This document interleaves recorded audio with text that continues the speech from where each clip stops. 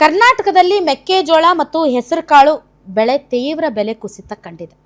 ಈ ವಿಚಾರವಾಗಿ ದಿನೇಶ್ ಗುಂಡೂರಾವ್ ಅವರು ಕೂಡ ನರೇಂದ್ರ ಮೋದಿ ಅವರನ್ನ ಭೇಟಿ ಮಾಡಿದ್ರು ಮತ್ತು ಇದಕ್ಕೆ ಸಂಬಂಧಪಟ್ಟಂತೆ ತಾವು ಕೂಡ ಕ್ರಮಗಳನ್ನು ಕೈಗೊಳ್ಳಿ ಅಂತ ಹೇಳಿದ್ರು. ಆದರೆ ಈ ಮೆಕ್ಕೆಜೋಳ ಏನಿದೆ ಇದನ್ನು ಭಾಳಷ್ಟು ಈ ಮಧ್ಯ ಕರ್ನಾಟಕ ಭಾಗದಲ್ಲಿ ಬೆಳೀತಾರೆ. ಗದಗ, ದಾವಣಗೆರೆ, ಹಾವೇರಿ ಈ ಭಾಗದಲ್ಲಿ ಅತಿ ಹೆಚ್ಚು ಈ ಮೆಕ್ಕೆಜೋಳವನ್ನು ಬೆಳೀತಾರೆ.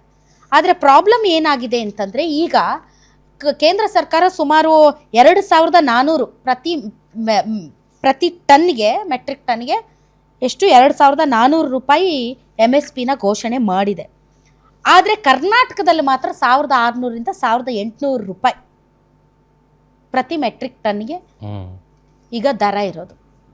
ಈ ಮೆಕ್ಕೆಜೋಳ ಬೆಳೆಯೋದು ಸುಲಭ ಅನ್ನೋ ಕಾರಣಕ್ಕೆ ಭಾಳಷ್ಟು ಜನ ಆ ಭಾಗದ ರೈತರು ಇದರ ಮೊರೆ ಹೋಗಿದ್ದಾರೆ.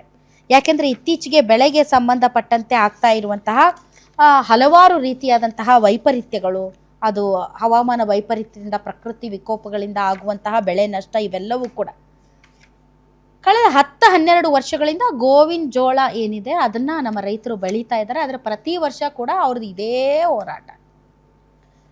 ಇಳುವರಿ ಬಂದರೆ ಬೆಲೆ ಇರಲ್ಲ, ಬೆಲೆ ಇದ್ದರೆ ಇಳುವರಿ ಇರೋದಿಲ್ಲ. ಹೀಗಾಗಿ ರೈತರು ಏನು ಮಾಡಬೇಕಂತ ಗೊತ್ತಿಲ್ಲ. ಇನ್ನು ಗುಲ್ಬರ್ಗ ಆ ಕಡೆ ಭಾಗದಲ್ಲಂತೂ ಬೆಳೆ ವಿಪರೀತ ನಾಶ ಆಗಿದೆ ಪ್ರವಾಹದಿಂದ. ನಮ್ಮ ರೈತರುಗಳು ಯಾರಿಗೆ ಬೇಕು ಯಾರಿಗೆ ಬೇಡ ಗೊತ್ತಿಲ್ಲ. ಪ್ರತಿಯೊಂದಕ್ಕೂ ಹೋರಾಟ ಮಾಡಬೇಕು, ಪ್ರತಿಭಟನೆ ಮಾಡಬೇಕು, ಸಾಯಬೇಕು, ಇದೇ ಆಗೈತೆ ನಮ್ಮ ರೈತರು ಭಾಳ. ಮತ್ತೆ ಬಂದಿದ್ದಾರಂತೆ ಮರಿಗೌಡ ಪಾಟೀಲ್ರು. ನಮಸ್ಕಾರ ರೀ ಸರ್. ತುಂಬ ಖುಷಿ ಆಗ್ತಾ ಇದೆ. ಯಾಕೆಂದರೆ ಇವತ್ತು ಎಷ್ಟೋ ಜನ ಮಹಿಳೆಯರು ಹೇಳ್ತಾ ಇದ್ರು, ನನಗೆ PCOD ಪ್ರಾಬ್ಲಮ್ ಇತ್ತು ಸರ್, ಥೈರಾಯ್ಡ್ ಪ್ರಾಬ್ಲಮ್ ಇತ್ತು ಸರ್, ಆರಾಮಾಗಿ ನಾನು ಸಣ್ಣ ಆದೆ ಸರ್, ತುಂಬ ಥ್ಯಾಂಕ್ ಯು ಅಂತ ಎಷ್ಟೋ ಜನ ಹೇಳ್ತಾ ಇದ್ರು.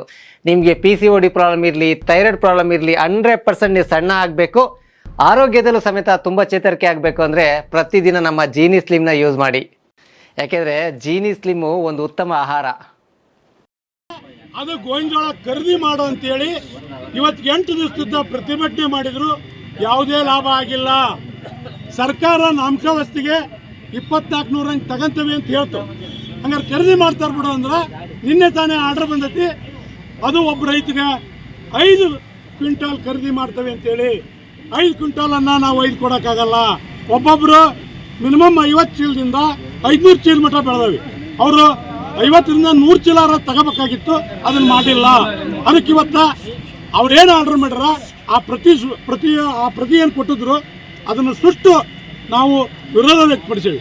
ಇಷ್ಟಕ್ಕೆ ಸುಮ್ ಕುಂದ್ರಲ್ಲ, ಈಗ ಇಲ್ಲಿ ಮಕ್ಕಂದ್ರೆ ನೋಡಲ್ಲ ಅನ್ನೋದು ಗೊತ್ತಾಗೈತಿ.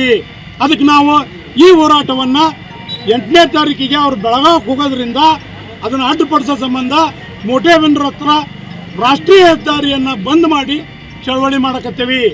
ಅಲ್ಲಿ 1 ತಾಸು 2 ತಾಸು 1 ದಿವಸ ಅಲ್ಲ.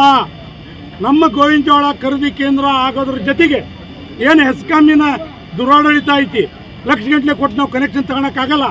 ಅದು ಹೆಂಗೆ ಮೊದಲಿತ್ತಂಗೆ ಅಕ್ರಮ ಸಕ್ರಮ ಹಂಗೆ ಜಾರಿ ಆಗೋ ಮಟ್ಟನು ಇವೆರಡೂ ಬೇಡಿಕೆ ಜೊತೆಗೆ ಬೇಡ್ತಿ ವರದಾನದ ಇಟ್ಕೊಂಡು ಜೋಡಣೆ ಆಗಲಿ ಅನ್ನೋ ವಿಷಯ ಇಟ್ಕೊಂಡು